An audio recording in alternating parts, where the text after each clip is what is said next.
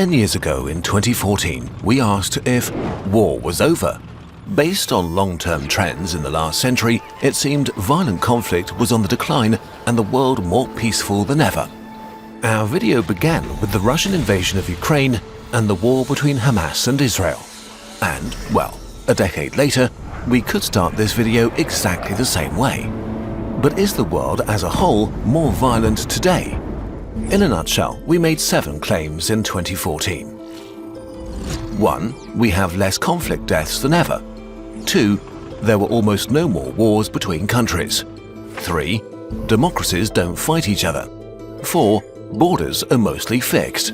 5. Most conflicts are in areas that were under foreign control either by colonial states or Soviet dictatorships. 6. More civil wars are ending by diplomacy. 7. We're in the most peaceful period of history. So, let's see how our video has held up.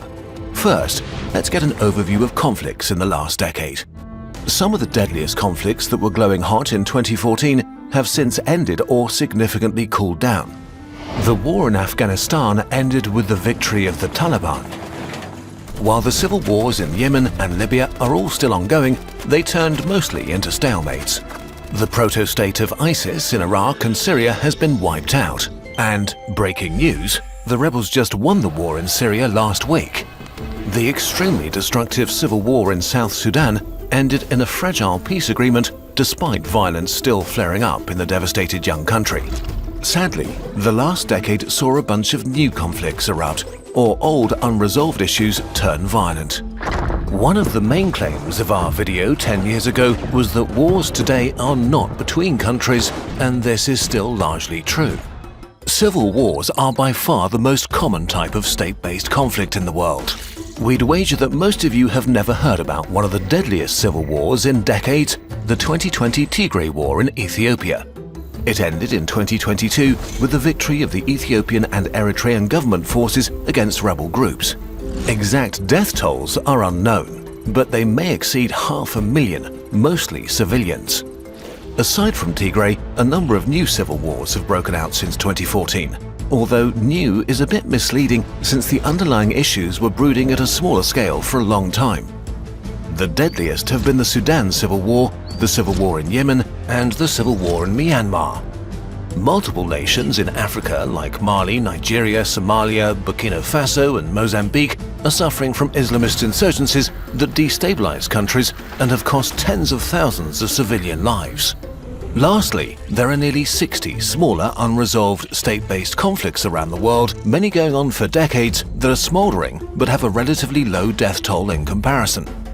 Maybe the worst news is that we've been seeing interstate wars again. There was the short-lived 2020 war between Azerbaijan and Armenia, which redrew contested borders. Then there's the latest war between Israel and Hamas that turned into a regional crisis. What is certainly the most disturbing new development is the full-scale invasion of Ukraine by Russia. It's the first large-scale interstate war in 20 years, and the first war since World War II where a major power is trying to conquer territory and to subjugate another state. It followed an 8-year conflict that started with the 2014 Russian annexation of Crimea and the war in the Donbass. Exact casualty rates for the war since 2022 are hard to verify, but they go as high as hundreds of thousands. Okay, so what about our 2014 claims? If we add up the numbers, we see a few things. Roughly between 2004 and 2014, there were about 350,000 deaths from state-based conflicts worldwide. They were going down from 2014 to 2019 and then rose sharply in 2021. In total, from 2014 to 2024, we saw about 1.2 million deaths. If we include all violent conflicts like the Mexican drug war, the number rises to 1.5 million, 3 times higher than the previous decade. Actually, 2022 had the highest death toll from violent conflict since the Rwandan genocide in 1994. The Tigray War and the war in Ukraine alone were responsible for the majority of lives lost, as both wars involved armies of hundreds of thousands of soldiers, sometimes thrown against entrenched positions in human wave attacks. So, the last 3 years have been unusually violent. But if we zoom out a bit more, we can put those numbers into perspective. A terrible thing, but nowhere near how bad it can get when the world goes to war. In the grand scheme of things, we are still living in relatively peaceful times. But the next decade will show if the trend will reverse or if the last few years were an anomaly. Unfortunately, there have been proper wars between states again, so our prediction on wars between countries didn't hold up. What is as true today as in 2014 is that almost all armed conflicts in the world are in countries that were under foreign occupation in the 20th century, either by colonialism or by the expansive Soviet dictatorship. Ethnic groups were split apart or forced together by arbitrary borders, resources unequally distributed, or power vacuums created, which led to conflicts that are in many cases still unresolved. There have also been no wars between democracies who seem uniquely unwilling to fight each other. So compared to the last century, it's still true that war between nations is still an exception rather than the rule. On the other hand, we see fewer civil wars end by diplomacy. Instead, there's an increase in either victories or stalemates. These often aren't permanent resolutions to the conflict, only pauses in the fighting, because the underlying causes haven't been solved. For our claim about borders, we can see that most international borders in the world still hold up and are not challenged, but there are still a few dozen territorial disputes in the world, most of them in Africa and Asia. And some are getting hotter, like the border clash between India and China over Aksai Chin and Arunachal Pradesh, China's claim to Taiwan, or Venezuela threatening to annex part of Guyana's oil-rich province Essequibo. One thing that makes wars so deadly is that they're often supported by external powers. Many countries are providing support or arming up different sides or factions, like the competition between Saudi Arabia and Iran for hegemony, with Iran being the main supporter for the Houthis, Hezbollah, or Hamas, or in the Ukrainian war, with the West supporting Ukraine, while China, Iran, and North Korea support Russia. But it's not just countries. External powers keeping conflicts alive can also be Islamist groups like ISIS or criminal networks, or even local elites that benefit from their own country being torn apart and effectively prevent conflicts from ending. The end of the rules-based world. There's a lot of debate among experts about what factors make the world more or less peaceful, but there are no easy answers. One of the major reasons the world has seen less conflict was that after the end of the Cold War, many countries expected a sort of rules-based world order, and for a time, this worked somewhat. But things have been changing in the last few years. The world has become multipolar, with new alliances forming, and the idea of a rules-based world is being challenged. China's manufacturing capacity is now as big as the US and Europe's combined. With its massive economic development, a new superpower has risen. It's common knowledge that the US spends more on its military than any place in the world, but this may no longer reflect the true balance of power. China doesn't report all of its military spending like the US does, and it gets a lot more done with each equivalent dollar spent. Recent estimates trying to account for these differences tell us China's effective military budget is now a significant portion of the United States' budget. And with Russia breaking the taboo of launching the first war of conquest by a major power in almost 80 years, Europe has begun the process of rearming. It is slow because, well, Europe is slow, but it is happening.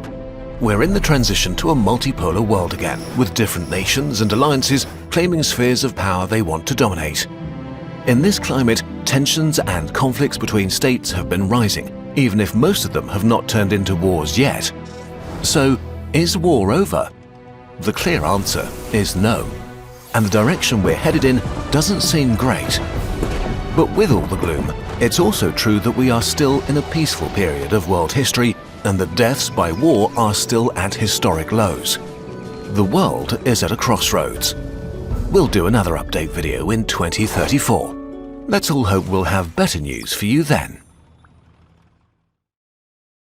Getting reliable information is hard enough, but it gets impossible to know what you can believe when misinformation and propaganda are used as yet another weapon in armed conflicts.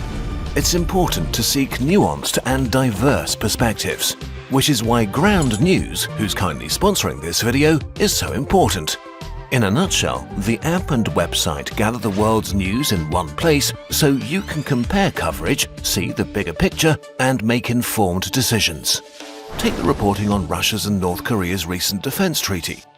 There are hundreds of headlines on this globally, including from many sources on the ground like Korea and Russia. Some report it as a defense deal, others call it an alliance or strategic partnership, which creates very different images. The interesting insight is how most of the sources are government-affiliated, which presumably affects their choice of framing. Reading the news this way lets you compare different perspectives in one place, see how narratives and possibly public opinion could change. You also get a sense of the bigger picture and how much weight a story really carries to tell apart reason from racket. Go to ground.news/KIN or scan the QR code to check it out. With their Vantage plan, you can even keep yourself in check. For example, your personalized My News Bias dashboard gives you insights about your potential blind spots and enables you to broaden your perspectives by actively seeking information outside your typical sources. Sign up through this QR code or our link below for 50% off this unlimited access plan. It's their biggest discount of the year, whether for yourself or as a gift. We think they're doing an important job, especially today.